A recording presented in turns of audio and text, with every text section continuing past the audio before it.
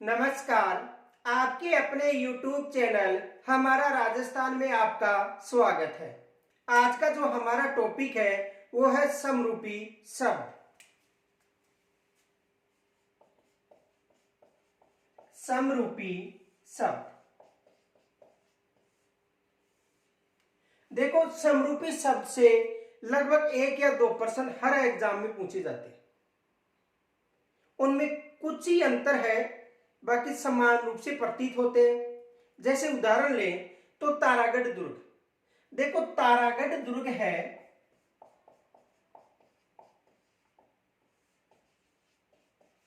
तारागढ़ दुर्ग राजस्थान में 2 है। एक तारागढ़ दुर्ग अजमेर में है और जो दूसरा तारागढ़ दुर्ग है वो बूंदी में है। राजस्थान में तारागढ़ दुर्ग कितने हैं? 2 हैं।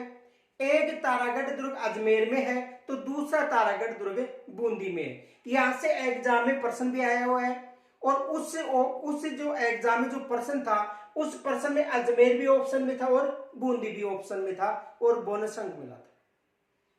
तो विशेष याद रखना कि जो तारागढ़ दुर्ग है अजमेर में भी है और बूंदी में भी है। सबसे पहले जो दुर्ग है वो किसे कहते हैं उसकी चर्चा करेंगे। तो देखो, प्राचीन समय में जब आक्रमण होते थे तो कुछ क्षेत्रों की सुरक्षा के लिए जो राजा महाराजा थे वो चारों तरफ एक सुरक्षा दीवार का निर्माण करवाते थे अपने क्षेत्र की चारों तरफ, और उस सुरक्षा दीवार को ही दुर्ग कहा जाता था। जैसे मान लो कि सुरक्षा के लिए एक चारों तरफ दीवार का निर्माण करवा दिया। सुरक्षा के लिए चारों तरफ जो दीवार का निर्माण करवाया उसे सुरक्षा दीवार, ये जो सुरक्षा दीवार है इसे ही दुर्ग कहा जाता है। यानी कि क्षेत्र की सुरक्षा के लिए चारों तरफ एक दीवार का निर्माण करवाया जाता था और उस दीवार को ही दुर्ग कहा जाता था। ये विशेष याद रखना। अब ये जो चारों तरफ सुरक्षा दीवार है, इस दीवार का जो निर्माण करवाया जाता था, इस दीवार के चारों तरफ कुछ घुमावदार मकान बनाए जाते थे सैनिकों के द्वारा पहरा देने के लिए, और वो जो घुमावदार मकान थे उन्हें बुर्ज कहा जाता था। यानी देखो, इसके चारों तरफ जो सुरक्षा दीवार है वहां पर सैनिकों के द्वारा पहरा देने के लिए या सुरक्षा के लिए जो भी घुमावदार मकान बनाए जाते थे, इन मकानों को बुर्ज कहा जाता था। और सर्वाधिक 99 बुर्ज जैसलमेर दुर्ग में है। सर्वाधिक जो 99 बुर्ज है वो किस दुर्ग में है? जैसलमेर दुर्ग में। तो चारों तरफ की सुरक्षा दीवार को दुर्ग कहा जाता है और सैनिकों के द्वारा जो पहरा देने के लिए जो मकान निर्मित थे घुमावदार, उन्हें बुर्ज कहा जाता था। और सर्वाधिक बुर्ज किस दुर्ग में है? जैसलमेर में। एग्जाम में यहां से प्रश्न बन सकता है कि राजस्थान के किस दुर्ग में सर्वाधिक बुर्ज है? तो राजस्थान की जैसलमेर दुर्ग में सर्वाधिक बुर्ज है। तो देखो, अजमेर व बूंदी 2 ऐसे दुर्ग हैं जिन्हें तारागढ़ दुर्ग के नाम से जाना जाता है। तो सबसे पहले देखो, बूंदी दुर्ग को तारागढ़ दुर्ग क्यों कहा जाता है और अजमेर दुर्ग को तारागढ़ दुर्ग क्यों कहा जाता है?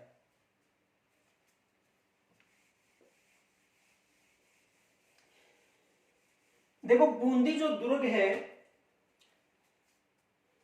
बूंदी दुर्ग, इस दुर्ग को तारागढ़ दुर्ग इसलिए कहा जाता है कि नीचे से देखने पर, यदि कोई व्यक्ति नीचे से खड़ा होकर इस दुर्ग को देखता है तो इसकी आकृति तारे जैसी दिखाई देती है। इस कारण इस दुर्ग को तारागढ़ दुर्ग कहा गया है।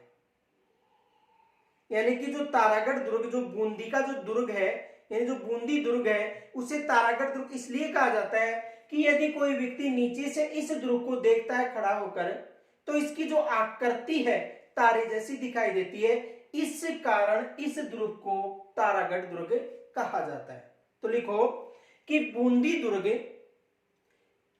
दुर्ग को नीचे से देखने पर इसकी जो आकृति है वो तारे जैसी दिखाई देती है। इस कारण इसे तारागढ़ दुर्ग कहा जाता है। यहां तक समझ में आ गया होगा कि जो बूंदी दुर्ग है, यदि कोई व्यक्ति नीचे से खड़ा होकर उसे देखता है तो उसकी आकृति तारे जैसी दिखाई देती है, क्योंकि धरातल से काफी ऊंचाई पर स्थित है। इस कारण नीचे से ऊपर देखने पर इसकी जो आकृति है कैसी दिखाई देती है, तारे जैसी दिखाई देती है। इस कारण बूंदी दुर्ग को भी तारागढ़ दुर्ग कहा जाता है। दूसरा जो दुर्ग है अजमेर दुर्ग। अजमेर दुर्ग को तारागढ़ दुर्ग क्यों कहा जाता है? देखो, जो अजमेर दुर्ग है उसे तारागढ़ दुर्ग कहने का कारण है कि मेवाड़ का एक शासक था राय सिंह। देखो, मेवाड़ और मेवाड़ का शासक था राय सिंह। राय सिंह, मेवाड़ का शासक कौन था? राय सिंह। देखो, मेवाड़ का शासक जो राय सिंह था काफी आलस्य शासक था। जो मेवाड़ का शासक राय सिंह था, ये आलस्य शासक था। इनके शासन काल की बात करें तो इनके शासन काल में देखो, तारागढ़, एक तो तारागढ़ क्षेत्र था, इनके अलावा देखो आबू क्षेत्र था और सांबर क्षेत्र था। ये इनके अधीन ही थे। किनके अधीन थे? राय सिंह के अधीन। यानी मेवाड़ का जो शासक था राय सिंह, तो राय सिंह के अधीन ये क्षेत्र थे। तारागढ़ भी था, आबू भी था और सांबर। ये आलस्य शासक था राय सिंह। आलस्य शासक राय सिंह होने के कारण ये जो क्षेत्र थे स्वतंत्र हो गए थे। तो इनके शासन काल में तारागढ़ स्वतंत्र हो गया, आबू क्षेत्र स्वतंत्र हो गया और सांबर क्षेत्र स्वतंत्र हो गया। क्यों? क्योंकि यह एक आलस्य शासक था। इनके अलावा यदि हम बात करें तो टोडा क्षेत्र, बूंदी क्षेत्र और रणथंभौर क्षेत्र, ये तीनों क्षेत्र भी राय सिंह के शासन के अधीन ही थे। कौन कौन से? टोडा क्षेत्र था, बूंदी क्षेत्र था और रणथंभौर क्षेत्र। अब देखो, इन तीनों पर मालवा ने अधिकार कर लिया। किसने अधिकार कर लिया? मालवा। इन तीनों पर मालवा का अधिकार हो गया। किन किन पर अधिकार हो गया? टोडा पर हो गया, बूंदी पर हो गया और रणथंभौर। और ये क्षेत्र स्वतंत्र हो गए थे किनके शासनकाल में? राय सिंह के शासनकाल। राय सिंह का जो सबसे बड़ा पुत्र था उसका नाम था जयमल। दूसरा पुत्र था उसका नाम था पृथ्वीराज और तीसरा पुत्र था महाराणा सांगा या संग्राम सिंह। अब देखो, जब टोडा, बूंदी और रणथंभौर पर मालवा का अधिकार हो गया था तो उस समय टोडा का एक शासक था जिसका नाम था राव सुल्तान। टोडा का शासक कौन था? राव सुल्तान। शासक था राव सुल्तान। उस समय टोडा का जो शासक था वो था राव सुल्तान। अब देखो, राव सुल्तान की जो पुत्री थी, इसकी पुत्री थी, उसका नाम था ताराबाई। राव सुल्तान की पुत्री का क्या नाम था? ताराबाई। अब देखो, टोडा का शासक को यह पता था कि जो हमारा जो क्षेत्र है उसे मालवा से मुक्त केवल मेवाड़ करवा सकता है। कौन करवा सकता है? केवल मेवाड़ मुक्त करवा सकता है। इसलिए जो राव सुल्तान था उन्होंने यहां पर शरण ली। कहां पर शरण ली? मेवाड़ पर शरण ली। और मेवाड़ पर शरण लेने के बाद में उन्होंने एक शर्त रखी राव सुल्तान ने कि जो मुझे टोडा, जो इनका टोडा क्षेत्र था, मालवा से मुक्त करवा देगा उसके साथ मैं मेरी पुत्री ताराबाई का विवाह कर दूंगा। तो उस समय देखो, मेवाड़ एक शक्तिशाली शासक था। शासक कौन था? राय सिंह। तो राय सिंह के पास जब राव सुल्तान ने शरण ली थी, उस समय जो ताराबाई थी उसके विवाह की शर्त रखी गई थी कि यदि टोडा मुझे वापस मिल जाता है तो मैं मेरी पुत्री का विवाह उसके साथ कर दूंगा। जब राव सुल्तान मेवाड़ में शरण ले रखी थी, उस समय जो जयमल था उन्होंने ताराबाई के साथ घिनौना अपराध किया। किन्होंने किया? जयमल ने। तो जब जयमल ने ताराबाई के साथ घिनौना अपराध किया, उस समय जो ताराबाई का पिता यानी राज सुल्तान था, उन्होंने इसकी हत्या कर दी। किसकी हत्या कर दी? जयमल की हत्या कर दी। और जयमल की हत्या करके संदेश किसके पास भिजवा दिया? राज सिंह के पास भिजवा दिया। संदेश भिजवा दिया कि आपके पुत्र की हत्या किसके कारण की? घिनौना अपराध के कारण। उसके बाद जो पृथ्वीराज सिसोदिया था, उन्होंने यहां पर आक्रमण किया। कहां पर आक्रमण किया? टोडा पर। पृथ्वीराज सिसोदिया ने कहां पर आक्रमण किया? टोडा पर आक्रमण किया। और पृथ्वीराज सिसोदिया ने टोडा पर आक्रमण करके मालवा से मुक्त करवा दिया। शरत के अनुसार जो ताराबाई थी, उसका विवाह किसके साथ हो गया? पृथ्वीराज के साथ हो गया। और पृथ्वीराज सिसोदिया के साथ किसका विवाह हो गया? ताराबाई का विवाह हो गया। और पृथ्वीराज सिसोदिया ने अजमेर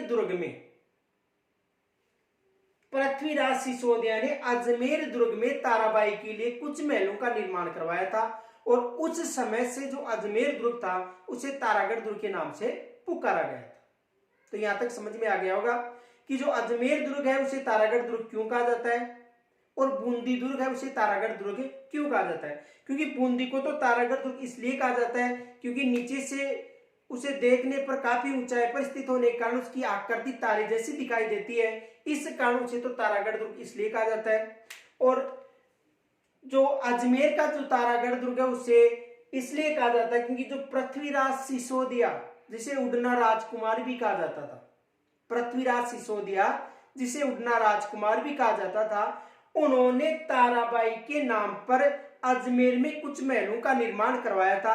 इस कारण उसे तारागढ़ दुर्ग कहा गया था। यहां तक समझ में आ गया होगा।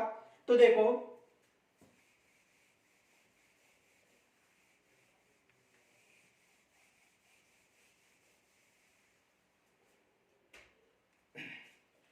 अजमेर दुर्ग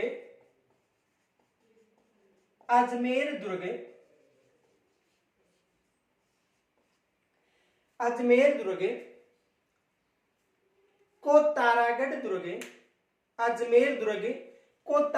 दुर्ग इसलिए कहा जाता है क्योंकि मेवाड़ के शासक पृथ्वीराज सिसोदिया ने अपनी रानी ताराबाई के लिए कुछ महलों का निर्माण करवाया था। अपनी रानी ताराबाई के लिए अजमेर दुर्ग में कुछ महलों का निर्माण करवाया था। उसके बाद अजमेर दुर्ग को तारागढ़ दुर्ग कहा जाता था। यहां तक समझ में आ गया होगा। तो तारागढ़ दुर्ग राजस्थान में दो हैं, एक तारागढ़ दुर्ग अजमेर में है और दूसरा तारागढ़ दुर्ग है बूंदी में। आगे देखो,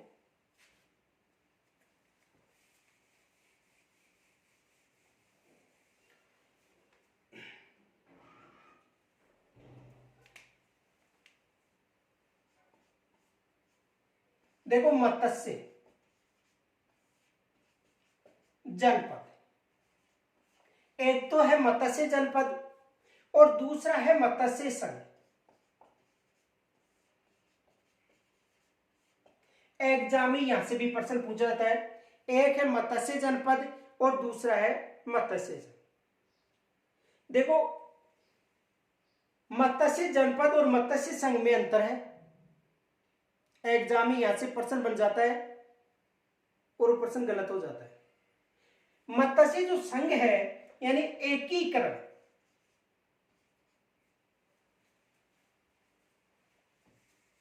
जो राजस्थान का एकीकरण हुआ था, एकीकरण के प्रथम चरण, राजस्थान के एकीकरण का जो प्रथम चरण था, उस चरण का नाम था मत्स्य संघ।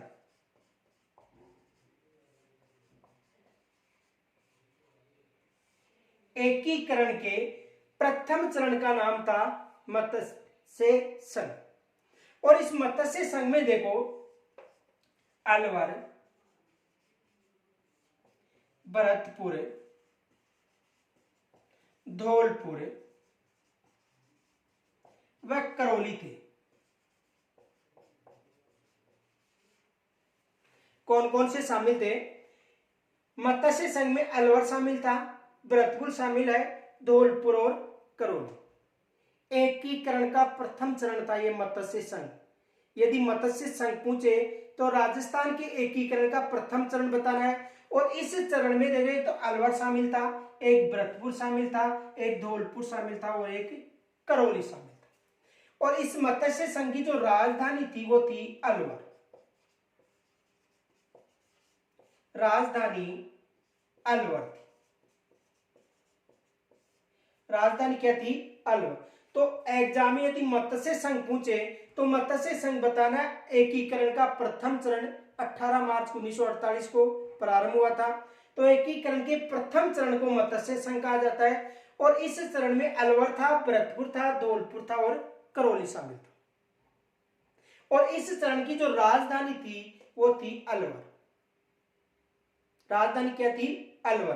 तो और जो मत्स्य जनपद है, तो मत्स्य जनपद में जो प्राचीन जयपुर और टोंक यानी चंबल का जो दक्षिणी क्षेत्र था वो शामिल था, जिसमें प्राचीन जयपुर था, अलवर का दक्षिणी क्षेत्र माना जाता है और टोंक क्षेत्र माना जाता है। और इसकी जो राजधानी थी वो थी विराटनगर, जो वर्तमान में बैराट के नाम से जानी जाती है। तो मत्स्य संघ में अलवर, भरतपुर, धौलपुर, करौली याद रखना है, राजधानी है अलवर। और मत्स्य जनपद में देखो, मत्स्य जनपद में कौन कौन शामिल था? प्राचीन जयपुर, अलवर, अलवर का दक्षिणी क्षेत्र शामिल था, अलवर व टोंक किसमें शामिल थे? मत्स्य जनपद में। और मत्स्य जनपद की राजधानी क्या थी? विराटनगर। मत्स्य जनपद की जो राजधानी थी वो क्या थी? विराटनगर, जिसे वर्तमान में बैराट के नाम से जाना जाता है। जिसे वर्तमान में किसके नाम से जाना जाता है? बैराट के नाम से जाना जाता है। तो मत्स्य जनपद में प्राचीन जयपुर, अलवर व टोंक शामिल था। इसकी जो राजधानी थी विराटनगर थी, और इसकी राजधानी क्या थी? अलवर। अब देखो यहां से एग्जाम में प्रश्न क्या बनता है।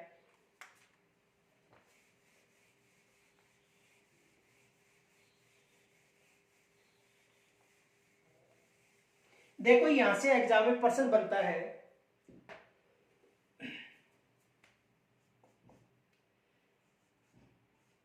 मत्स्य जनपद की राजधानी थी। मत्स्य जनपद की राजधानी थी। एग्जाम में ये प्रश्न बनता है। एग्जामिनर सबसे पहले कौन सा ऑप्शन देगा? जो गलत ऑप्शन होता है अधिकतर वो देता है। तो देखो, मत्स्य जनपद की राजधानी थी, अब वो आपको ऑप्शन में देगा अलवर, दूसरा ऑप्शन देगा जयपुर, तीसरा ऑप्शन देगा विराटनगर,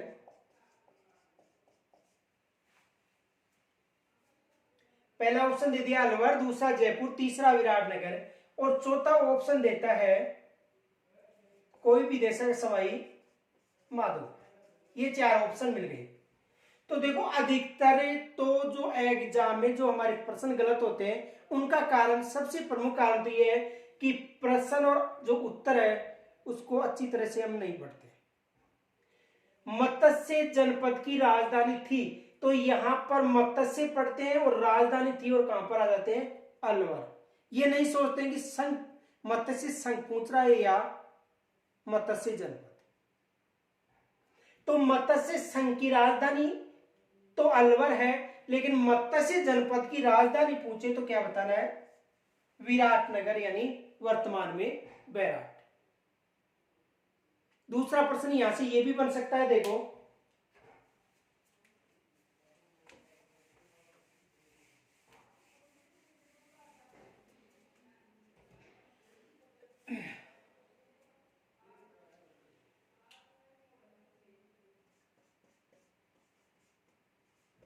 मत्स्य संघ में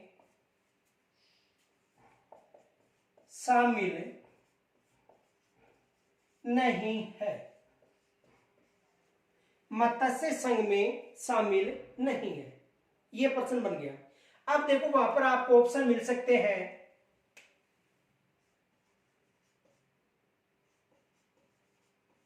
जयपुर, अलवर,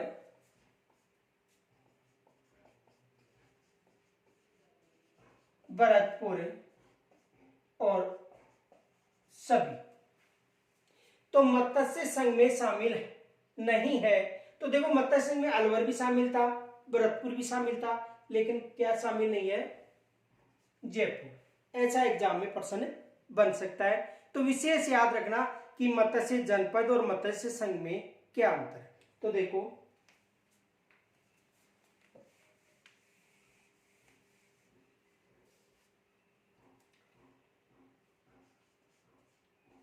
मत्स्य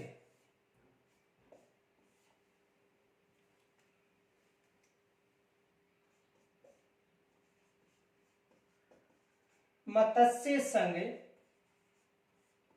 और मत्स्य संघ में देखो अलवर, भरतपुर, धौलपुर व करौली शामिल थे। देखो मत्स्य संघ में कौन कौन शामिल है? अलवर, भरतपुर, धौलपुर व करौली शामिल है। और यदि मत्स्य संघ की बात करें तो ये हो गया। और यदि मत्स्य जनपद की बात करें तो मत्स्य जनपद में प्राचीन जयपुर,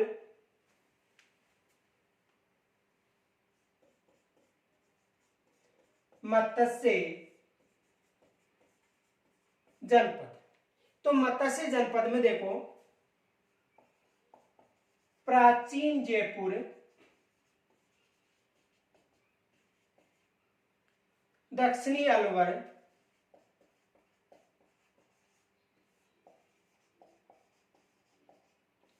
व टोंक शामिल था।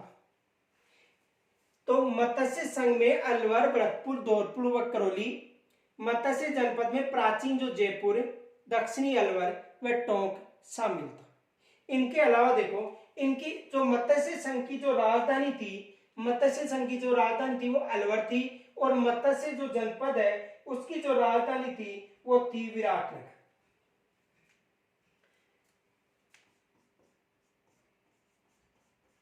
मत्स्य विश्वविद्यालय, मत्स्य विश्वविद्यालय कहां पर है?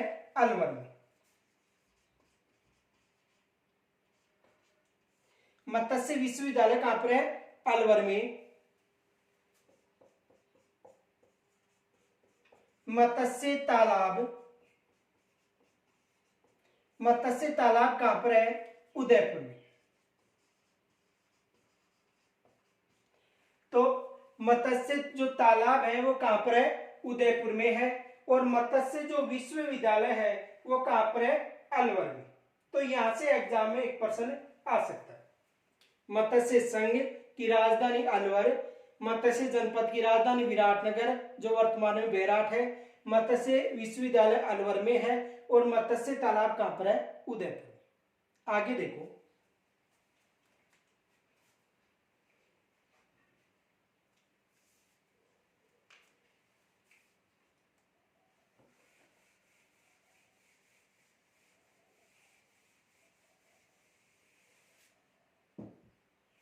देखो एक होता है बागों का घर,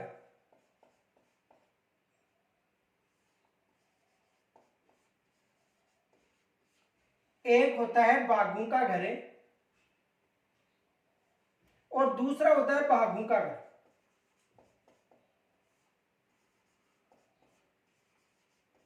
एक ही समान शब्द दिखाई देते हैं, इसमें ग है और इसमें घ है। बागों का घर, भागों का घर।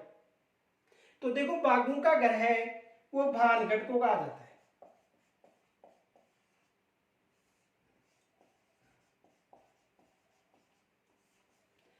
बाघों का जो घर है वो किसे कहा जाता है, भानगढ़ को कहा जाता है। और बाघों का घर किसे कहा जाता है, रणथंभौर अभ्यारण्य को।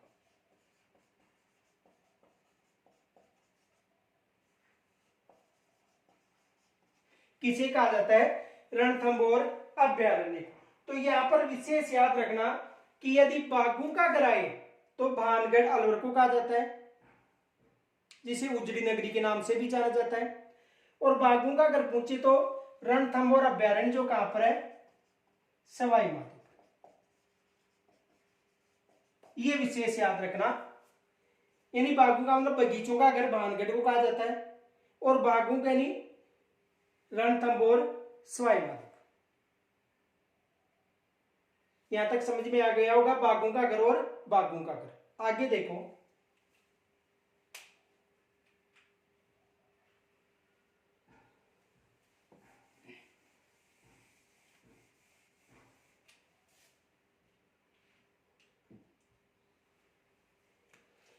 देखो घाट की बात करें, 52 घाट, यानी घाट की बात करें 52 घाट, तो राजस्थान में 2 ऐसी झीलें हैं जिनके चारों तरफ 52 घाट थे। राजस्थान में 2 ऐसी झीलें थे जिनके चारों तरफ 52 घाट हैं। कौन कौन सी, देखो, एक तो कोलायत झील, कोलायत झील, और कोलायत झील के चारों तरफ कितने घाट थे, 52 घाट। दूसरी जो झील है वो है पुष्कर झील,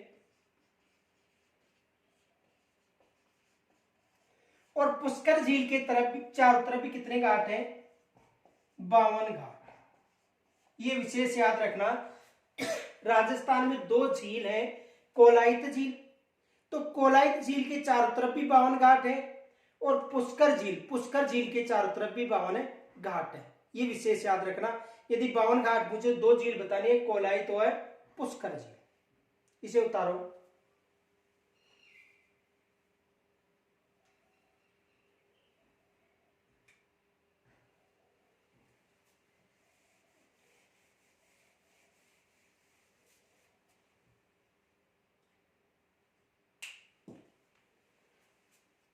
देखो जोहर मेला, जोहर मेला चित्तौड़गढ़ दुर्ग में आयोजित होता है। चित्तौड़गढ़ दुर्ग में। यदि जोहर मेला पूछे तो कौन सा दुर्ग बताना है, चित्तौड़गढ़ दुर्ग। और यदि देखो जो जोहर मेला है मीराबाई की स्मृति में आयोजित होता है, और किस दुर्ग में आयोजित होता है, चित्तौड़गढ़ दुर्ग में। और यदि जोहर कुंड पूछे, जोहर कुंड, तो जोहर कुंड कहां पर बताना है, गागरोन दुर्ग में, गागरोन दुर्ग। और गागरोन दुर्ग कहां पर है, झालावाड़। तो यदि जोहर मेला पूछे तो जोहर मेला बताना है चित्तौड़गढ़ दुर्ग में, और यदि जोहर कुंड पूछे, जोहर कुंड कहां पर बताना है, गागरोन दुर्ग में।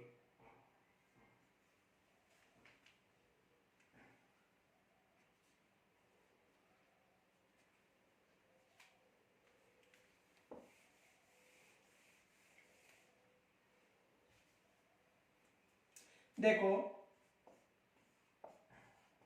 गणगौर की सवारी,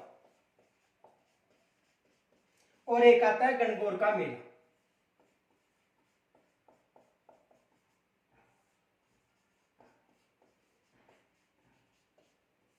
एक तो एग्जाम में प्रश्न पूछ लेता है गणगौर की सवारी, और दूसरा पूछ लेता है गणगौर का मेला। देखो गणगौर की सवारी जयपुर की प्रसिद्ध है, किस क्षेत्र की प्रसिद्ध है, जयपुर की। और यदि गणगौर का मेला पूछे तो कहां पर बताना है, जैसलमेर। गणगौर की सवारी कहां की प्रसिद्ध है, जयपुर की। और यदि गणगौर का मेला पूछे तो गणगौर का मेला कहां पर बताना है, जैसलमेर में। एग्जाम में यहां से प्रश्न बन सकता है। दूसरा देखो, एक है चिकारा, और और एक है चिंकारा। यहां से एग्जाम में प्रश्न पूछा गया था, थर्ड ग्रेड में सीकर से आया था, थर्ड ग्रेड में बीएसटीसी में, कि चिकारा और चिंकारा, तो वहां पर चिंकारा आया था, नहीं कि चिकारा आया था। देखो चिकारा और चिंकारा में क्या अंतर है, केवल अनुस्वार का अंतर है, ये चिकारा है और ये चिंकारा है। तो यहां से एग्जाम में प्रश्न पूछा गया था। तो चिकारा क्या है, चिकारा एक वाद्य यंत्र है, चिकारा क्या है, वाद्य यंत्र है। अब एग्जाम में वहां पर प्रश्न पूछा गया था कि चिंकारा है, तो वहां पर ऑप्शन मिला था, एक तो वाद्य यंत्र, एक राजस्थान का राज्य पशु, अधिकतर ने वाद्य यंत्र किया था, जबकि चिंकारा क्या है, राजस्थान का राज्य पशु। तो राजस्थान का जो राज्य पशु है कौन सा है, चिंकारा, और चिकारा क्या है, चिकारा एक वाद्य यंत्र है। तो ये विशेष याद रखना, एग्जाम में यहां से प्रश्न बन सकता है कि चिकारा और चिंकारा। तो चिकारा एक वाद्य यंत्र है, केवल अनुस्वार का यंत्र है, चिकारा वाद्य यंत्र है, और चिंकारा राजस्थान का राज्य पशु है। और राजस्थान का राज्य पशु जो पालतू पशु है वो किसे बनाया गया है, ऊंट को। राजस्थान का जो राज्य पशु है चिंकारा, इसे जंगली पशु घोषित किया गया है, और राज्य का पालतू जो पशु घोषित किया गया है वो राजस्थान का जहाज यानी ऊंट को घोषित किया गया है। तो यहां से एग्जाम में प्रश्न बनते हैं, विशेष याद रखना, चिकारा आए ये मत समझ लेना कि यहां पर अनुस्वार टाइप में मिस्टेक हो गई है। चिकारा है तो वाद्य यंत्र बताना है, और चिंकारा है तो क्या बताना है, राज्य पशु बताना है। आगे देखो,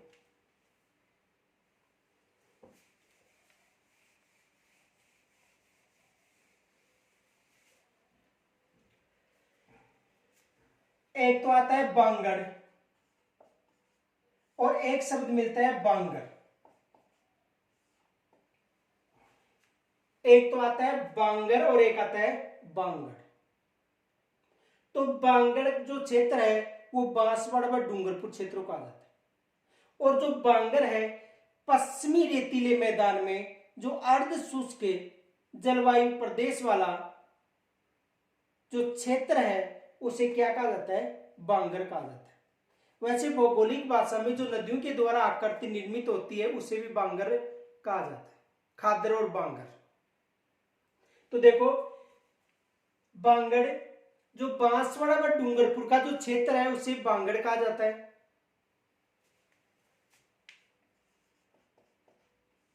बांसवाड़ा व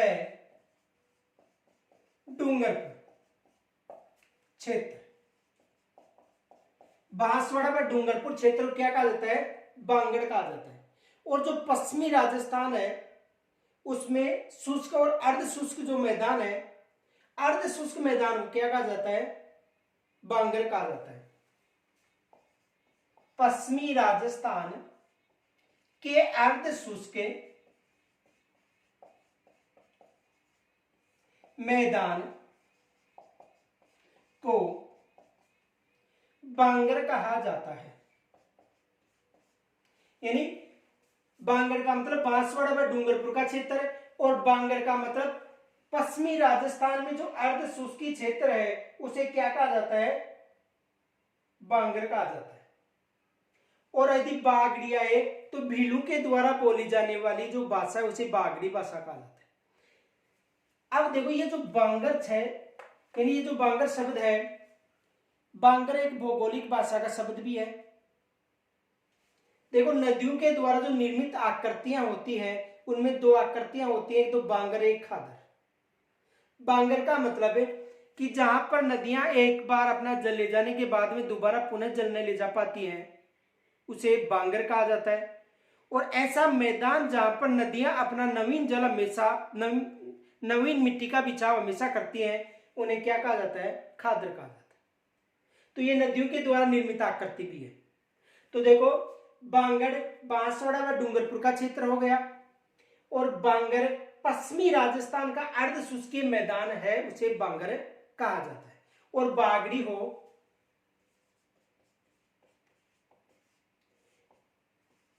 बीनू के द्वारा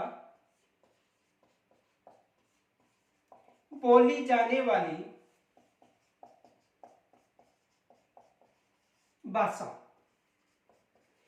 बीनू के द्वारा जो भाषा बोली जाती है उसे बांगड़ी कहा जाता है।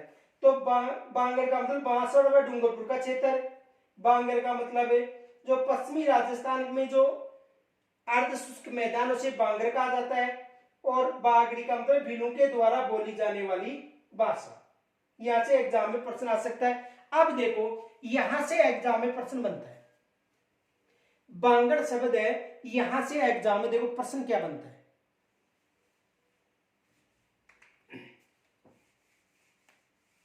देखो एग्जाम में ये प्रश्न आता है,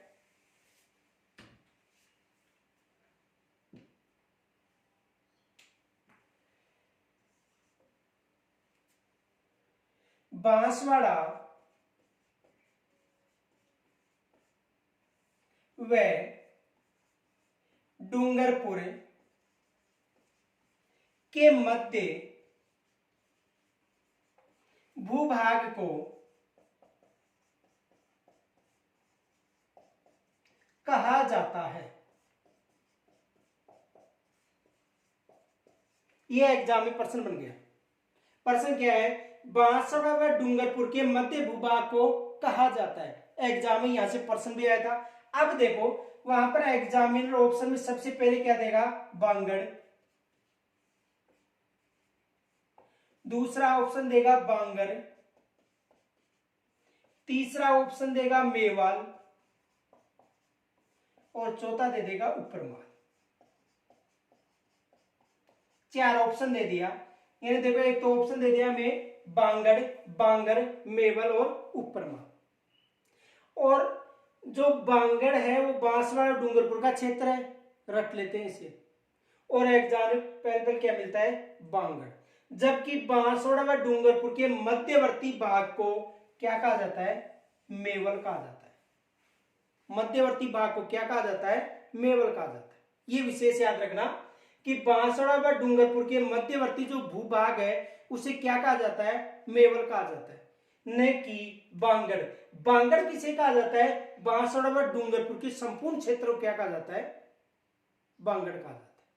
और यदि मेवल पूछे तो बांसवाड़ा व डूंगरपुर के मध्यवर्ती भाग को मेवल कहा जाता है। यहां से एग्जाम में प्रश्न बनता है, तो इस प्रश्न पर विशेष ध्यान देना। आगे देखो,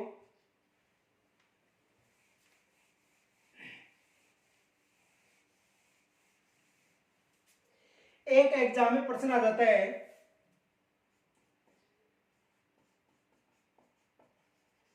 राजस्थान का गौरव, और दूसरा दे देता है रेगिस्तान का गौरव।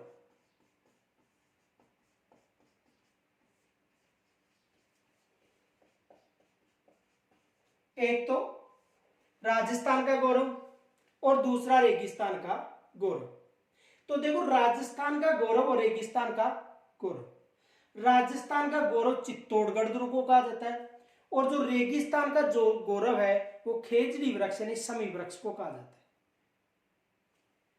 राजस्थान का गौरव पूछे तो चित्तौड़गढ़ दुर्ग को बताना है, और यदि रेगिस्तान का गौरव पूछे तो खेजड़ी वृक्ष और समी वृक्ष जो जाटी वृक्ष है उसे कहा जाता है। तो राजस्थान का गौरव चित्तौड़गढ़ दुर्ग,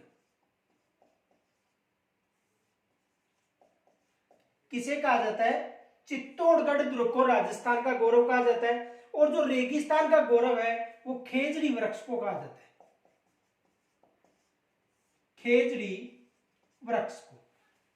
यानी राजस्थान का गौरव चित्तौड़गढ़ दुर्ग को कहा जाता है, और यदि रेगिस्तान का गौरव पूछे तो किसे बताना है, खेजड़ी वृक्ष को। इनके अलावा देखो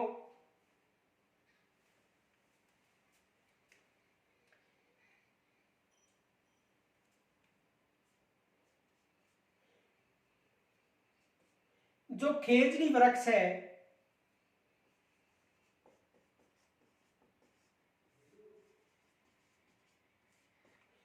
खेजड़ी वृक्ष को रेगिस्तान का कल्पवृक्ष भी कहा जाता है। खेजड़ी वृक्ष को रेगिस्तान का कल्पवृक्ष भी कहा जाता है। खेजड़ी वृक्ष है, इसे रेगिस्तान का कल्पवृक्ष भी कहा जाता है। विशेष याद रखना है, यहां से एग्जाम में प्रश्न आ सकता है। और आदिवासियों का कल्पवृक्ष किसे कहा जाता है? महुआ वृक्ष को। आदिवासी का कल्पवृक्ष मुझे, यानी रेगिस्तान का कल्पवृक्ष खेजड़ी, और यदि आदिवासियों का कल्पवृक्ष मुझे तो महुआ वृक्ष।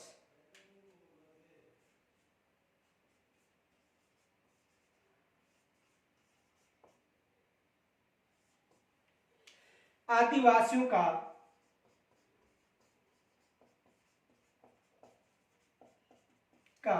कल्पवृक्ष, आदिवासियों का कल्पवृक्ष किसे कहा जाता है? महुआ को कहा जाता है। खेजड़ी वृक्ष को रेगिस्तान का कल्पवृक्ष कहा जाता है। और यदि राजस्थान का गौरव पूछे, चित्तौड़गढ़ दुर्ग बताना है। और रेगिस्तान का गौरव पूछे तो किसे बताना है? खेजड़ी वृक्ष को बताना है। एग्जाम में यहां से प्रश्न बनते हैं। तो राजस्थान का गौरव चित्तौड़ और रेगिस्तान का गौरव खेजड़ी।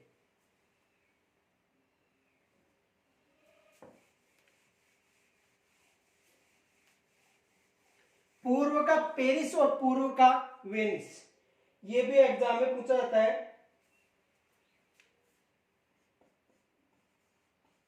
पूर्व का पेरिस और दूसरा आ जाता है पूर्व का वेनिस। एग्जाम में यहां से प्रश्न आता है कि पूर्व का पेरिस और पूर्व का वेनिस। तो देखो, पूर्व का जो पेरिस है, पूर्व का जो पेरिस है वो जयपुर को कहा जाता है। और पूर्व का जो वेनिस है वो उदयपुर को कहा जाता है। पूर्व का जो पेरिस है वो किसे कहा जाता है? जयपुर को। और यदि पूर्व का वेनिस पूछे तो पूर्व का वेनिस किसे कहा जाता है? उदयपुर को। तो एग्जाम में यहां से भी प्रश्न आता है। यह प्रश्न पूछा जाता है कि पूर्व का जो पेरिस है वो किसे कहा जाता है? तो पूर्व का जो पेरिस है वो जयपुर को कहा जाता है। इनके अलावा देखो, एक 56 का मैदान,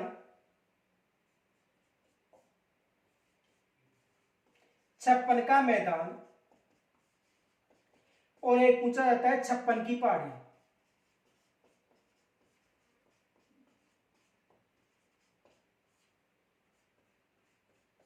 एग्जाम में आता है कि 56 का मैदान और 56 की पहाड़ी। तो देखो, बांसवाड़ा और प्रतापगढ़ के मध्यवर्ती भूभाग को 56 का मैदान कहा जाता है। ये बांसवाड़ा, देखो ये हो गया प्रतापगढ़, ये हो गया बांसवाड़ा, और ये हो गया डूंगरपुर। ये बांसवाड़ा, ये प्रतापगढ़, और ये हो गया डूंगरपुर। तो प्रतापगढ़ व बांसवाड़ा के मध्यवर्ती ये जो भाग है, प्रतापगढ़ और बांसवाड़ा का जो मध्यवर्ती ये जो भाग है, इस भाग को 56 का मैदान कहा जाता है। यानी 56 का मैदान का मतलब प्रतापगढ़ व बांसवाड़ा के मध्यवर्ती भाग को 56 का मैदान कहा जाता है। प्रतापगढ़ व बांसवाड़ा के मध्यवर्ती भाग को, यानी यहां पर 56 ग्रामों का समूह है, तो इस 56 ग्रामों के समूह को 56 का मैदान कहा जाता है।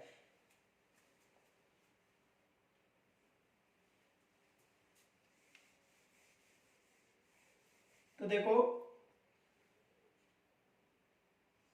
बांसवाड़ा व प्रतापगढ़ के मध्यवर्ती, प्रतापगढ़ के 56 ग्रामों का समूह है। यानी बांसवाड़ा और प्रतापगढ़ के मध्य जो 56 ग्रामों का समूह है उसे किसके नाम से जाना जाता है? 56 का मैदान। और 56 की पहाड़ियां जो बाड़मेर नाकोड़ा पर्वत है,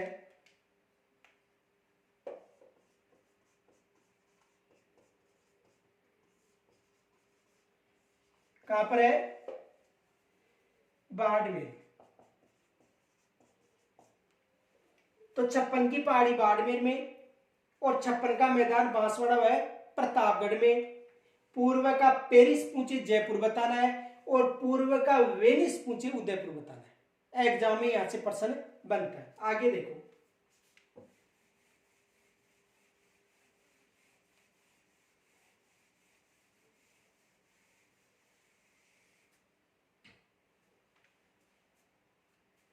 बादशाह का मेला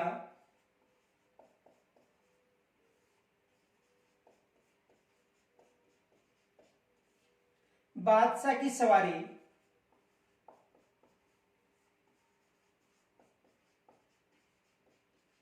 और बादशाह की होली,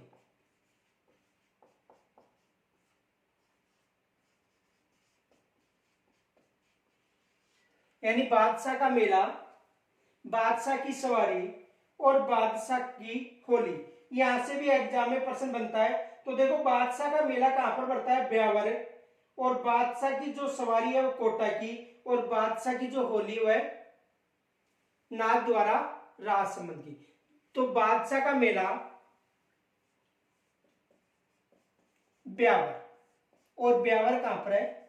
अजमेर। तो यदि बादशाह का मेला पूछे तो कहां पर बताना है? ब्यावर में। और यदि बादशाह की सवारी पूछे तो कहां पर बताना है? कोटा में। और यदि बादशाह की होली पूछे तो नाथद्वारा, बादशाह की होली कहां पर बतानी है? नाथद्वारा में। तो एग्जाम में प्रश्न आ सकता है, बादशाह का मेला पूछे तो ब्यावर बताना अजमेर में, बादशाह की सवारी पूछे तो बादशाह की सवारी बतानी है कोटा में, और यदि बादशाह की होली पूछे तो कहां पर बतानी है? नाथद्वारा। और नाथद्वारा कहां पर है? राजसमंद।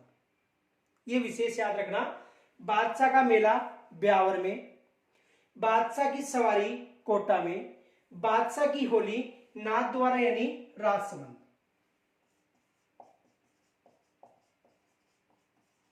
यहां से एग्जाम में प्रश्न पूछा जाता है।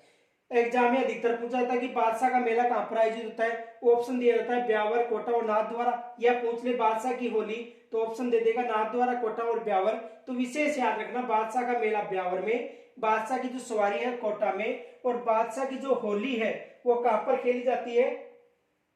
नाथद्वारा।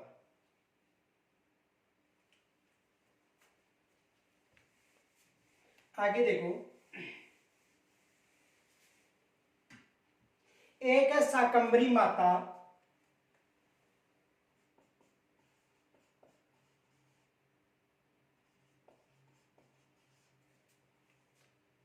शाकंभरी माता, और एक है शाकंभरी देवी। एग्जाम में यहां से प्रश्न आ जाता है, एक है शाकंभरी माता और दूसरी है शाकंभरी देवी। तो देखो, जो शाकंभरी माता है वो खंडेल वालों की कुल देवी है, और इसका जो मेला है वो उदयपुरवाटी क्षेत्र में आयोजित होता है। और जो शाकंभरी देवी है ओस वालों की कुल देवी मानी जाती है, और इसका जो मेला आयोजित होता है सांबर में आयोजित होता है। तो यहां से एग्जाम में प्रश्न आ सकता है कि शाकंभरी माता यानी खंडेल वालों की कुल देवी जो उदयपुरवाटी में है,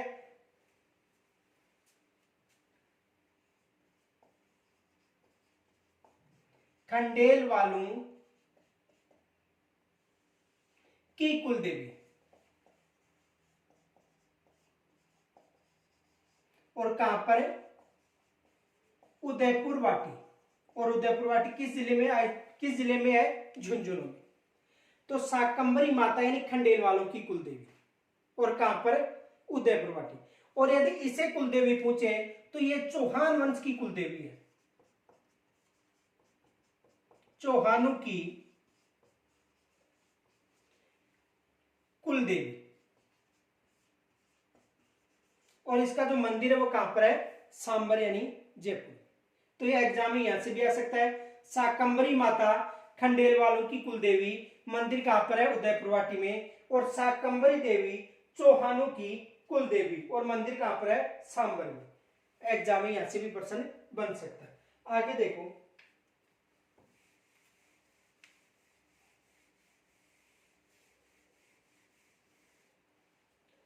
बादल महल।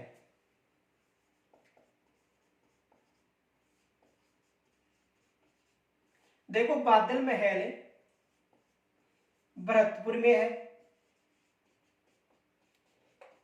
जैसलमेर में है, जोधपुर में है और उदयपुर में है। राजस्थान में जो बादल महल है वो भरतपुर में है, भरतपुर के अलावा जैसलमेर में है, जैसलमेर के अलावा जोधपुर में है और जोधपुर के अलावा उदयपुर में। तो बादल महल कहां कहां पर है? भरतपुर, जैसलमेर, जोधपुर व उदयपुर में बादल महल स्थित है। इनके अलावा देखो मुबारक महल,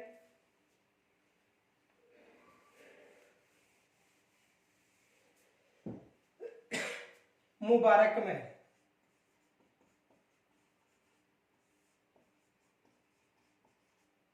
देखो राजस्थान में मुबारक महल दो है, एक जयपुर में है और एक टोंक में।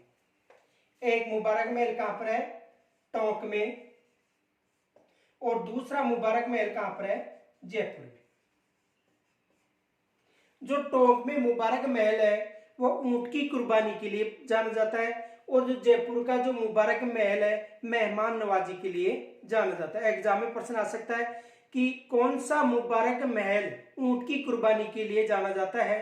तो जो टोंक का जो मुबारक महल है ऊंट की कुर्बानी के लिए जाना जाता है और जो जयपुर का जो मुबारक महल है वो मेहमान नवाजी के लिए जाना जाता है। एग्जाम में यहां से प्रश्न भी आया था, देखो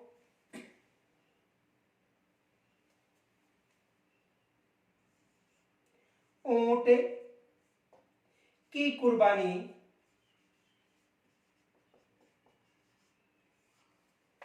के लिए निर्मित मुबारक महल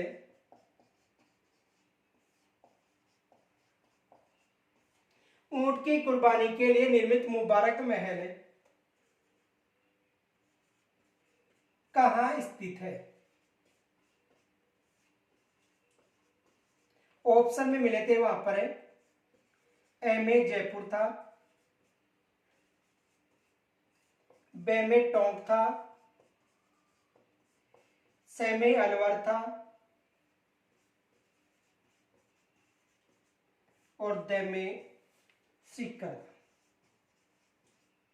तो देखो एग्जाम में प्रश्न आया था कि ऊंट की कुर्बानी के लिए जो मुबारक महल है वो कहां पर स्थित है? तो ऊंट की कुर्बानी के लिए जो मुबारक महल निर्मित है वो कहां पर निर्मित है? टोंक में। और यदि मेहमान नवाजी के लिए पूछे तो मेहमान नवाजी के लिए कहां पर बताना है? जयपुर में। यहां से एग्जाम में प्रश्न बन सकता है। आगे देखो,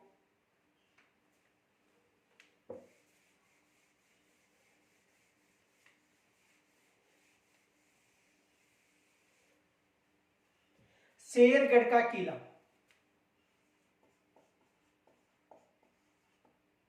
शेरगढ़ का किला यानी दुर्ग। तो देखो शेरगढ़ के दुर्ग राजस्थान में दो हैं। एक शेरगढ़ का दुर्ग बारां में है और दूसरा जो शेरगढ़ का दुर्ग है वो कहां पर है? धौलपुर। राजस्थान में शेरगढ़ के दुर्ग कितने हैं? दो हैं।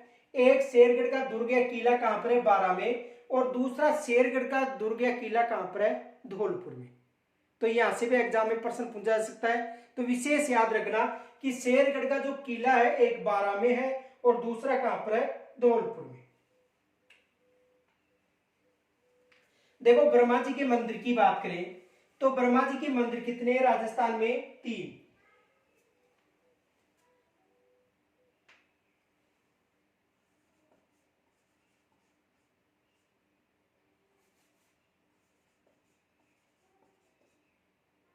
ब्रह्मा जी के मंदिर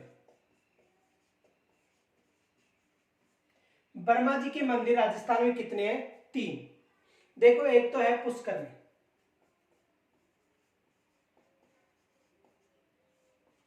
जो पुष्कर का जो वर्मा जी का मंदिर है प्रसिद्ध मंदिर है, और इस मंदिर में वर्मा जी की मूर्ति के साथ सावित्री जी की मूर्ति नहीं है, ये याद रखना।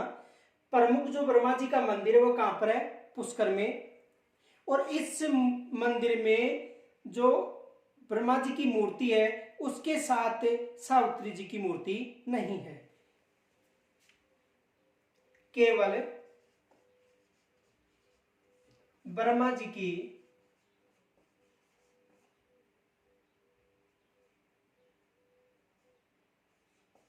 मूर्ति।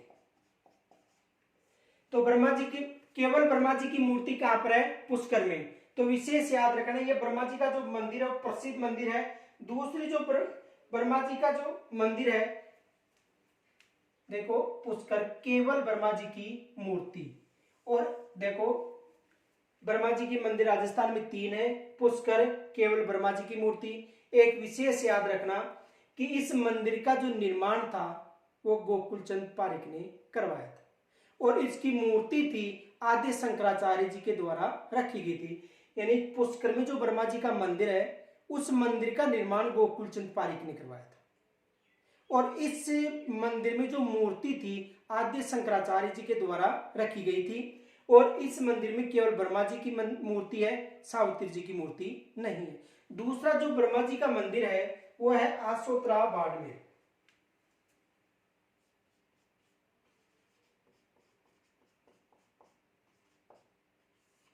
आसोत्रा बाड़मेर। तो यहां पर जो ब्रह्मा जी की मूर्ति है ये आदम कद की मूर्ति है,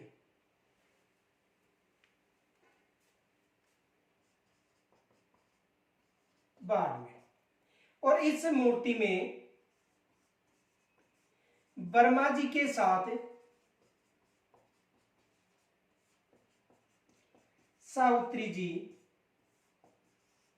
की मूर्ति भी है। तो देखो पुष्कर में केवल ब्रह्मा जी की मूर्ति है, और आसोत्रा जो बाड़मेर है इसमें ब्रह्मा जी की मूर्ति के साथ साथ जो सावित्री जी है उसकी मूर्ति भी है। और तीसरा है छींच बांसवाड़ा।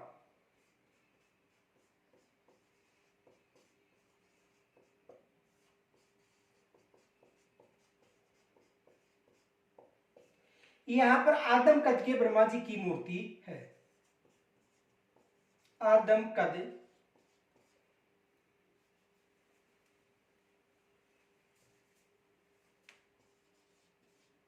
की मूर्ति। तो राजस्थान में ब्रह्मा जी के मंदिर कितने हो गए? 3। एक ब्रह्मा जी का मंदिर है पुष्कर में, केवल ब्रह्मा जी की मूर्ति है, यहां से एग्जाम में प्रश्न भी बनता है। विशेष याद रखना, ब्रह्मा जी के मंदिर का निर्माण गोकुल चंद पारिक ने करवाया था, और इनकी मूर्ति आद्य शंकराचार्य जी के द्वारा रखी गई थी। आसोत्रा जो बाड़मेर है यहाँ पर जो ब्रह्मा जी की मूर्ति के साथ साथ सावित्री जी की मूर्ति भी है, और छींच बांसवाड़ा में केवल आदम कद की ब्रह्मा जी की मूर्ति निर्मित है। तो एग्जाम में यहां से प्रश्न बनने की संभावना। आगे देखो,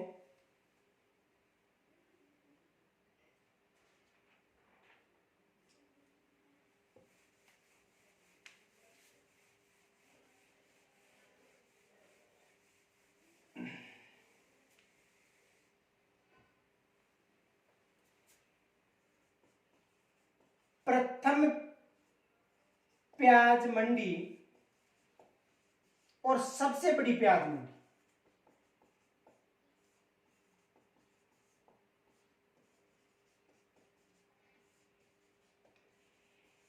प्रथम प्याज मंडी और सबसे बड़ी प्याज मंडी। तो प्रथम जो प्याज मंडी है वो कहां पर है? अलवर में है। और यदि सबसे बड़ी प्याज मंडी पूछे तो कहां पर बतानी है? सीकर में। तो प्रथम जो प्याज मंडी है वो कहां पर है? अलवर में। और जो सबसे बड़ी प्याज मंडी है वो कहां पर है? सीकर में। ये विशेष याद रखना कि जो प्रथम प्याज मंडी वो कहां पर है? अलवर में। और इनके अलावा जो सबसे बड़ी प्याज मंडी वो कहां पर है? सीकर में। तो यहां तक यदि कोई समस्या हो तो कमेंट्स के द्वारा जरूर बताना, और इनका जो शेष पार्ट है उसका जो अध्ययन है हम कल करेंगे। धन्यवाद।